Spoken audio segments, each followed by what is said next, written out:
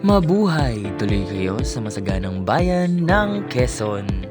Tunay ngang pinagpala ang mga taga Quezon dahil sa tubig na dumadaloy sa mga irigasyon nito na siyang nagbibigay buhay sa kanilang mga pananim.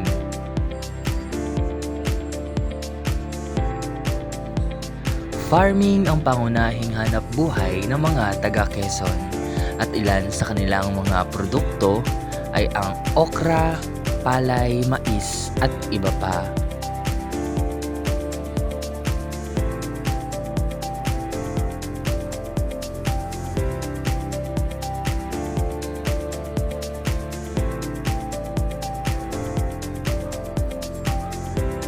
Sa ganitong panahon ay nagsisimula pa lamang sumibol at lumaki ang mga palay na kanilang aanihin pagdating ng buwan ng Oktubre at Nobyembre.